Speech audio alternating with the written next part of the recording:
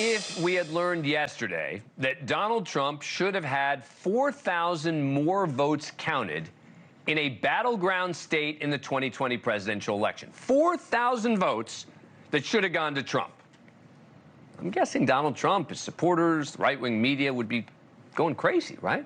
Voter fraud, Trump got screwed, we were right all along. We have learned it happened in the battleground state of Virginia in 2020, just came out. But the person who lost the 4,000 votes was Joe Biden.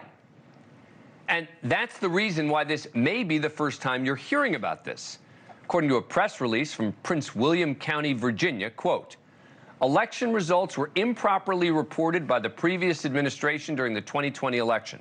The reporting errors did not consistently favor one party or candidate, but were likely due to a lack of proper planning, a difficult election environment, and human error.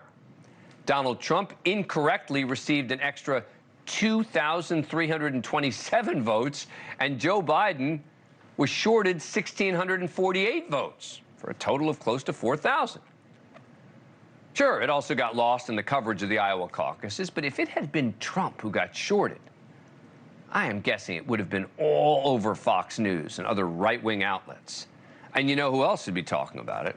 The man himself. Look, the point here is not to say, oh, look, Biden actually won by more votes. No. The point is that mistakes happen in elections. And mistakes don't equate to fraud, as some would have you believe. We need to highlight that in the context of something like this, where those mistakes did not determine the outcome, those mistakes were not made intentionally, and in this case, they helped Donald Trump. So when the outrage peddlers find some mistake on the other side, people need to understand that our elections are imperfect. But that doesn't mean it's fraud. So how did this actually happen? Joining us now is Blake Burman, NewsNation chief Washington correspondent and moderator of The Hill. All right, Blake, thanks for joining us. What exactly happened here? Of course. So they were looking into, there was a case with the registrar there, and once they started looking into it, Dan, they realized that as you just laid out, there was the mistake with these votes. Donald Trump got a couple thousand more than he should have. Joe Biden shorted about 1,600, whatever the number was, add it all up, and it's 4,000. Not just that race, by the way. Of course, this happened in 2020, so everyone was on the ballot, or a long ballot, I should say. The Senate race, Mark Warner and the person that he was running against, they got shorted as well. And then in the congressional district, there was a candidate there who got shorted as well. So it was at the presidential level, the Senate level, the congressional level. This was Prince William County in Virginia. You see the Capitol behind me. If you were to go about, I don't know, 20, 30 minutes south, it's just outside of Washington here. So that's where all of this took place. You know, and I was looking up the numbers today, Dan. There were 158 million votes cast in the 2020 election. So when you're talking about 4,000, as you're right, mistakes happen. There's humans, right? Everyone's human.